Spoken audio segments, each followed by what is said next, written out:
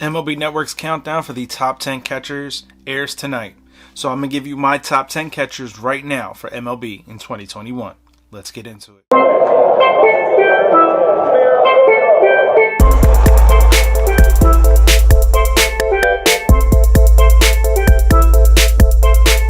What's going on, baseball fans? My name is Jeremy Laracuente here for the Baseball Banter Broadcast, exclusively on the Laracuente Ledger Network. And as I said in the open, MLB Network is doing their annual Top 10 Right Now series. So I'm going to be bringing you my thoughts on who the top 10 catchers in Major League Baseball are before tonight's reveal of the Shredders countdown for the 2020 season. So let's not waste any time and let's get right into it.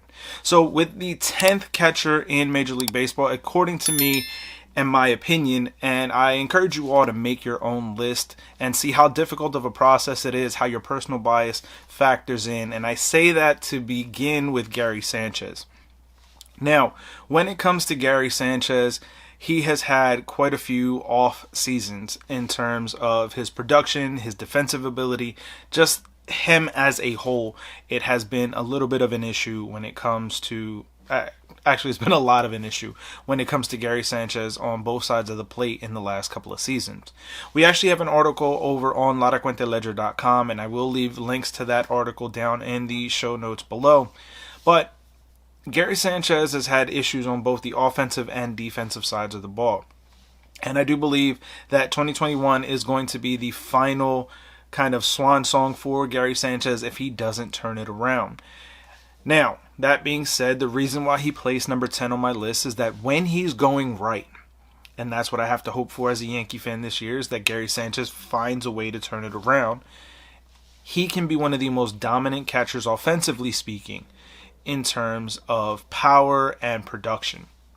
So when you look at that potential, that hopeful ability as a Yankee fan, he has to make the list, in my opinion, because this is a catcher that can put up 40 home runs and across a normal 162 game season if he's going well. Yes, the defensive questions will always be there with Gary Sanchez. There's no way in the ability of what we've seen from Gary, even at his best, that he's going to be considered a defensive stalwart behind the plate.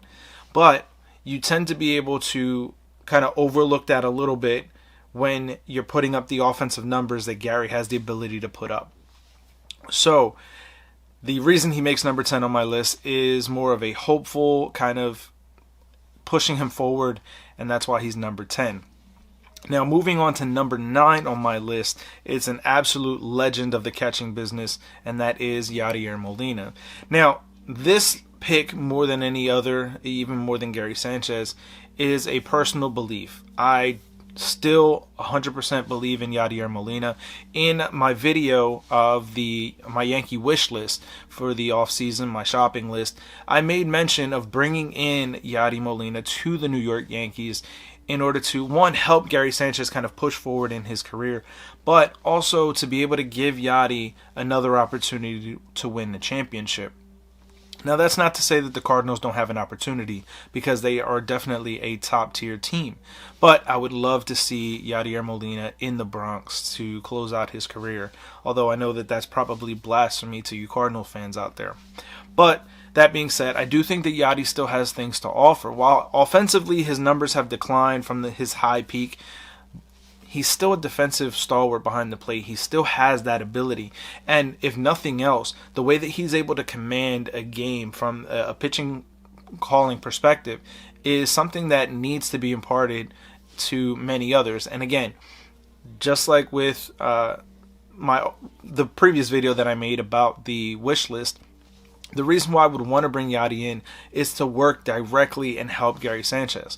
Now, whether or not Yadi would even be interested in kind of that mentorship role, that I don't know, and that would have to be something we would have to wait and see upon. But bringing in a guy like Yadier Molina is a significant piece, in my opinion, because of what he's able to do with the pitching staff.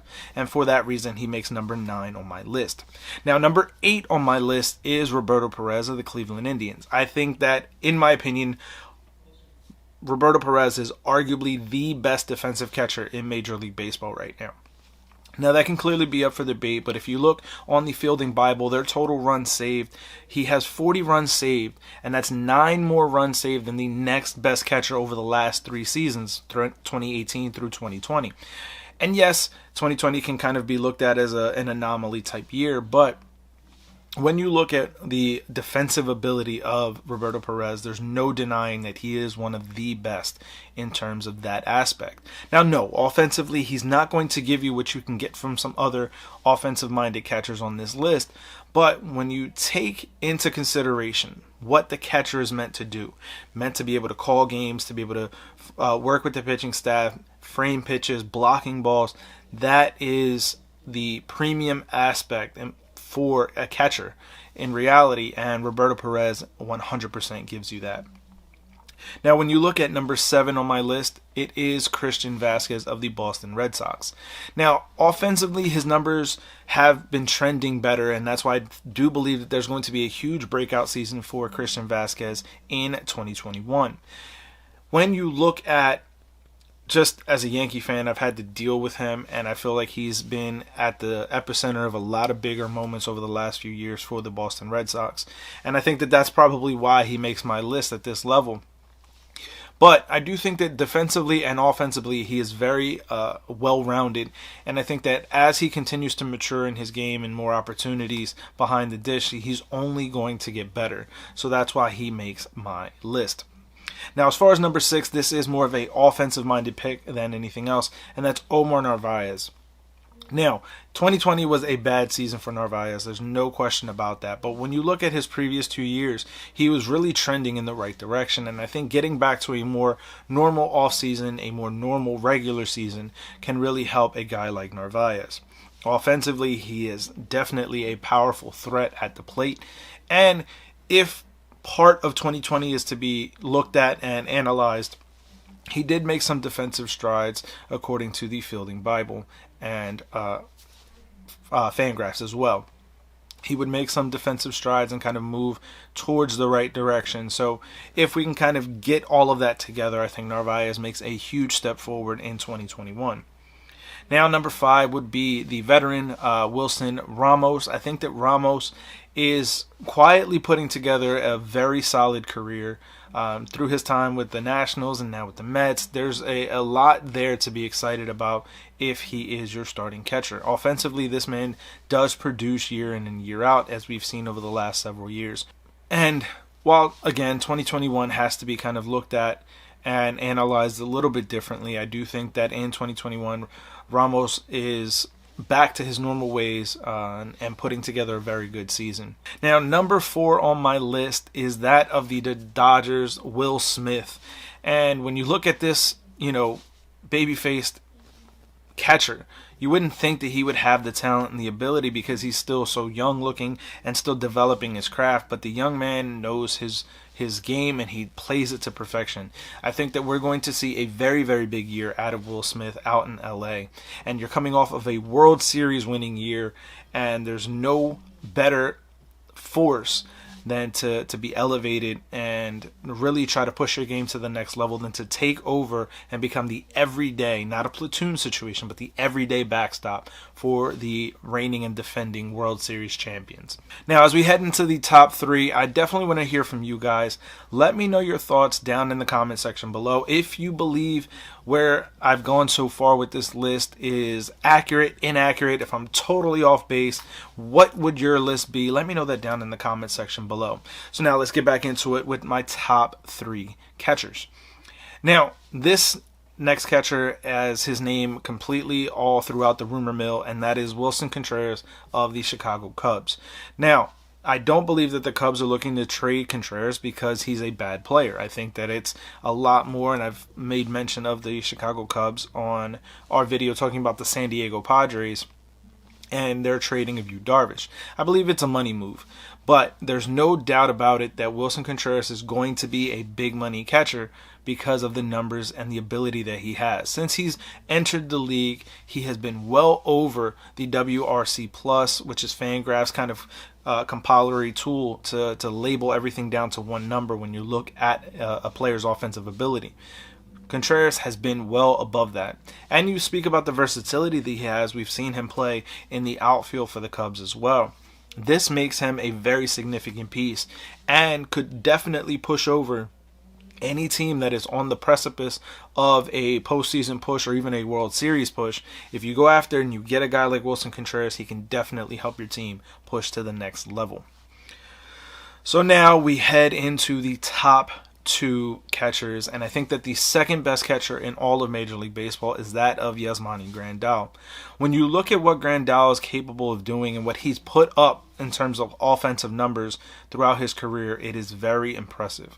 I also believe that being a switch hitter allows him to kind of have the best opportunities against the toughest pitchers in the majors. On top of that, you add in his defensive ability, and he's really come into his own in that aspect as well, in my opinion. So this is a very well-rounded catcher and somebody who truly has the opportunity to elevate a team and help push them towards a World Series championship. So that leaves us to number one on my list, and that is JT Realmuto. I think that it's very plain and simple. I don't think that there's anybody else better in terms of all-around ability as a catcher than JT. The Philadelphia Phillies have seen this for the last 2 years and still have failed to sign him to an extension at this point, or even sign him back. And I think that whatever team ends up with JT really has an almost underrated superstar on their hands. This man has an absolute rocket behind the plate with throwing ability and being very accurate. It's one thing to have a very strong arm, but if you're inaccurate with your throws, you're really not helping your team when it comes to controlling the base running game. On top of that, you add in a guy who can hit for a good average, hit for power, and as a catcher, and this always has to be prefaced that way, but I think that he's a very good base runner outside of being a catcher and has extremely good speed for being a catcher. Now, I don't mean that to sound that disrespectfully, but we know that catchers tend to be a little bit slower. With JT, you don't have to really worry about that ability. I think that JT is one of the best all-around players in Major League Baseball. But again, I want to hear from you guys. Let me know down in the comment section below, who do you believe are the top 10 catchers in Major League Baseball? Who are your personal picks? You've got my list, and now let's discuss it down in the comment section below. As always, if you like this video, make sure you smash that like button. And if you haven't already done so, do me a favor, hit that subscribe button and that little bell to stay notified of every time we drop new content here on the Laracuente Ledger Network. I've been saying it, and it rings true even more so. We are going to continue to bring you the latest news, notes, and my personal thoughts on Major League Baseball, as well as a ton of other content. So the only way to make sure that you don't miss out is by hitting that subscribe button and that little bell so that you're notified every single time that we drop content here. And as I've been mentioning on the last few videos, we have launched our Patreon page, so if you want to head over and support us so that we can continue bringing you the top news and personal thoughts, theories, and revelations here on the Laracuente Ledger Network across a wide range of spectrums, make sure you join us there as well. All you got to do is head over to patreon.com and search for Laracuente Ledger Network, and you'll find us. So, I will catch you guys on the next episode for the Baseball Banter Broadcast. Peace.